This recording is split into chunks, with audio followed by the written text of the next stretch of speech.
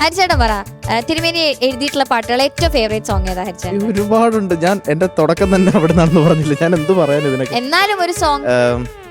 എനിക്ക് മധുരം ജീവാമൃത ബിന്ദു, ഞാൻ ഗന്ധർവല്ല പാട്ടുകൾ, ദേവി, ദേവാങ്കണങ്ങൾ, അയ്യോ മധുര പാട്ടുകൾ, അയ്യോ മതി ഹരി, ഒരുപാടുണ്ട്. ലിസ്റ്റൊക്കെ എടുത്തു കഴിഞ്ഞാൽ നമുക്ക് ഒരു 2-3 ദിവസം എടുക്കും. ഒരെണ്ണായിട്ടൊന്നും പറയാനും പറ്റില്ല. അയ്യോ ഒരുപാടുണ്ട്. അതിലൊന്നും ആൻസർ ഇല്ല, ഈ ചോദ്യത്തിന് ആൻസർ ഇല്ല. കാരണം അതിന് സാക്ഷി ഇവിടെ തന്നെ ഉണ്ട്. മംഗളങ്ങൾ അരുളുന്നത് എങ്ങനെ എഴുതി വെച്ചേക്ക്? ചൂണ് പറഞ്ഞ അപ്പൊ തന്നെ എഴുതി, ഉടനെ എഴുതി തന്നതാ. പിന്നെ എന്റെ ഫസ്റ്റ് പടമല്ലേ. നമ്മളെ വേറൊരു കാര്യമുണ്ട്, ഒരു നമ്മളെ ജീവിതം തന്നെ അതിനകത്ത് ഉണ്ടാവും. കിളി പാടുന്നത് അപരാധമാണെന്നല്ലേ. ശരത് സാർ ഒരു 2 വരി. അനുരാഗമൂലം കിനാവിൽ, അനുരാഗമൂലും കിനാവിൽ കിളിപാടുന്നതപരാധമായോ,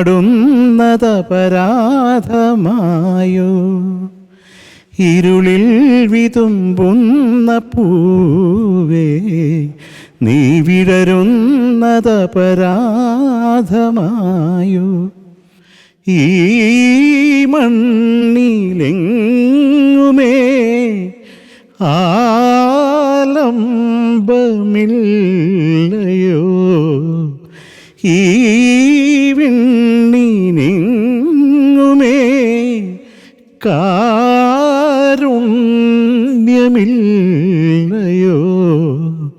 നിഴലായി നിലാവിൻ മാറിൽ വീഴാൻ വെറുതെ ഒരുങ്ങുമ്പോഴും മംഗളങ്ങളരുളും മഴ നീർക്കണങ്ങളെ, ശാന്തമായി തലോടും കുളിർ കാറ്റിനീണമേ, ദീപാങ്കുരങ്ങൾ തൻ സ്നേഹാർദ്ര നൊമ്പരം കാണാൻ മറന്നു പോയോ, മംഗളങ്ങൾ അരുളും മഴ നീർക്കണങ്ങളെ.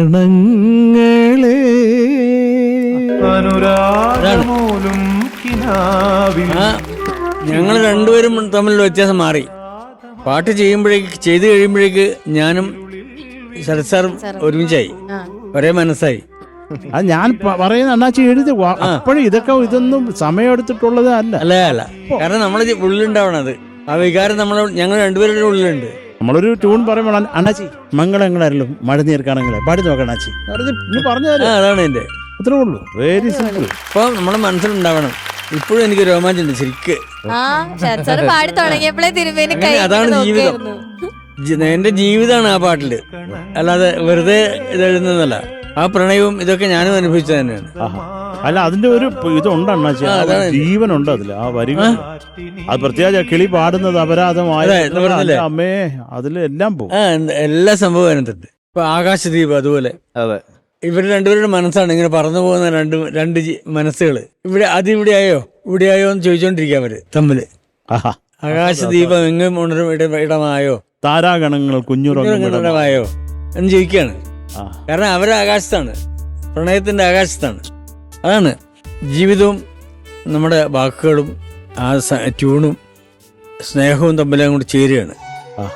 അത് ചേർന്ന് കഴിഞ്ഞാൽ പിന്നെ അതിനകത്ത് വേറെ ഒന്നും പറയാനില്ല. പിന്നെ അതുപോലെ എനിക്ക് ഏറ്റവും ഇഷ്ടപ്പെട്ട രാവിൽ വീണാനാഥം പോലെ അസാധ്യം. അത് ലിറിക്ക് എന്തൊരു ബ്യൂട്ടിയാണെന്നറിയാം. അത് അണ്ണാച്ചി എനിക്ക് ഞാൻ ഇപ്പോഴും അത് ആ ഒരു സമയം സിബി അണ്ണാച്ചി ആയിരുന്നു നമ്മുടെ സിബി മലയിൽ, അതുപോലെ രഘുനാഥ് പലേരി, ഇവർ രണ്ടുപേരും കൂടെ തന്നെ ഉണ്ടായിരുന്നു. അപ്പം ഞങ്ങളെ അവിടെ വിട്ടിട്ട് നമ്മൾ എന്തെങ്കിലും ഉണ്ടാക്കണമല്ലോ. അപ്പോൾ അങ്ങനെ അത് നമ്മൾ പറഞ്ഞു കൊടുക്കുമ്പോഴേ അണ്ണാച്ചി അതിൻ്റെ വരികൾ ഇങ്ങോട്ട് പറഞ്ഞു തരുമ്പോഴും അപ്പോഴാണ് അതൊരു എന്താ പറയണ്ടത്, അതൊരു ആ ഒരു ജീവൻ. അത് ഒരു ഇച്ചിരി അതൊരു യൂഷ്വൽ സെറ്റപ്പ് ട്യൂണുമല്ല. അത് രാവിൽ വീണാനാദം പോലെ കാവിൽ സന്ധ്യാഗീതം പോലെ ഒരു നാടൻ പെണ്ണിൻ അനുരാഗം പോലെ സുഖരാഗം കാറ്റിൽ നിറയുന്നു മെല്ലെ ഇളകുന്നു കുളിരോളം പ്രണയരാവിൽ വീണാനാദം പോലെ കാവിൽ സന്ധ്യാഗീതം പോലെ. ഇതിലെ ഏറ്റവും ഒരു സംഭവം നടന്ന താരരി തേനിന താ താ താ തീ താരരി നീനാണ് ട്യൂൺ. അണ്ണാച്ചി ഉടനെ ആവണി മാസമായി കായൽ തിരകളിളകിയാർത്തുപോയി ചന്ദ്രിക പെയ്തുപോയി കുന്നിൻ ചരിവ് പൂവണിഞ്ഞു പോയി. ഇത് കൂടുതൽ എന്തെഴുതാനാ ഒരു മനുഷ്യൻ? ഒരു അനുഗ്രഹം കൊണ്ടാണ്. ആസാദ് ഇത് എനിക്ക് ഇപ്പോഴും ഓർമ്മ വേണ്ട അണ്ണാച്ചി റെക്കോർഡ് ചെയ്യുമ്പോൾ. അതെ, ആവണി മാസമായി കായൽ തിരകൾ, ഇതാണ് സിംഗപേഷൻ. ഇപ്പോൾ ദാസേട്ടൻ വന്ന് പാടുമ്പോൾ ആവണി മാസമായി കായൽ തിരകൾ സമ പാടിക്കൊണ്ടിരിക്കുക. അപ്പം ഞാൻ പറഞ്ഞു ദാസേട്ടൻ അതൊന്ന് തള്ളിയാന്ന്. ദാസേട്ടൻ നല്ല മൂടായിരുന്നു. എന്താടാ മോനെ ഇങ്ങനെ പാടിയ കായൽ തിര ഇളകത്തില്ലേ? ഞാൻ പറഞ്ഞു ഇളകുമായിരിക്കും ദാസേട്ടൻ, പക്ഷെ എനിക്ക് ഇത് മതിയെന്ന്. ഉടനെ പാടിത്തന്നു. അത് വേറെ അയ്യോ അതാ ശബ്ദത്തിൽ കേൾക്കുമ്പോ. ഇപ്പൊ സല്ലാപം കവിതയായി എഴുതിയാണ്. സല്ലാപം ഞാനായിരുന്നു ട്രാക്ക് പാടിയിരുന്നത്. അതിലൊരു സല്ലാപം ഇല്ലായിരുന്നു. ദാസേട്ടൻ വന്ന് പാടിയപ്പോഴാണ് ആ സല്ലാപം കവിതയായത്. ഈ സമയത്ത് നമ്മളെ ദാസേട്ടൻ കാലിൽ തൊട്ട് തൊഴിഞ്ഞു. അതേ ഉള്ളൂ, വേറെ ഒന്നും പറയാൻ.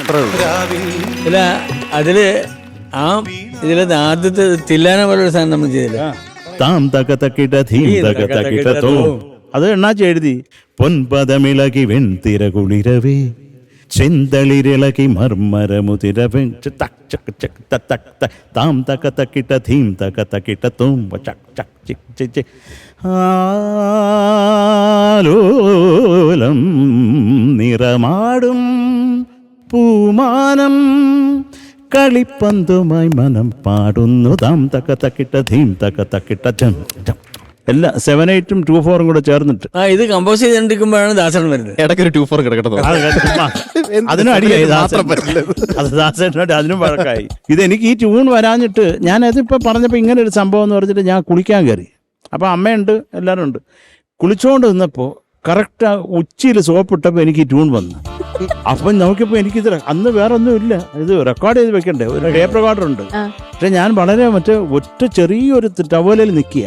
അപ്പം അമ്മ ആയതുകൊണ്ട് ഞാനിങ്ങ് ഓടി വന്നു. അമ്മയെ ഒന്ന് കണ്ണടച്ചേരെ എന്ന് പറഞ്ഞിട്ട് താം തക്കിട്ട് റെക്കോർഡ് ചെയ്ത് ആ ഈറനോടെ. എന്നിട്ട് ഞാൻ പോയിട്ട് വന്നിട്ടാണ് ആ പാട്ട് ചെയ്യുന്നത് ഞങ്ങൾ. അതില് ഈ താം തക്ക തക്കിട്ട എന്നുള്ള ഈ തക തക്കിട്ട നമ്മളെ ഓർമ്മിക്കും. അതെ, പക്ഷേ തകിട്ട തകതിയാണ് താളം അതാണ് അറിയില്ല പെട്ടെന്ന്. താം തക്ക തക്കിട്ട തീം തക്ക തക്കിട്ട തോം തക്ക തക്കിട്ട തക്ക തക്കിട്ട നമ്മുടെ മനസ്സിൽ വരുള്ളൂ. അപ്പൊ ദാസേട്ടൻ പറയുന്നത്, മോനെ എനിക്ക് പാടാൻ പറ്റാത്ത പാട്ട് എങ്ങനെ നാട്ടുകാർ പാടുന്നത്? ദാസേട്ടൻ പറഞ്ഞതാ.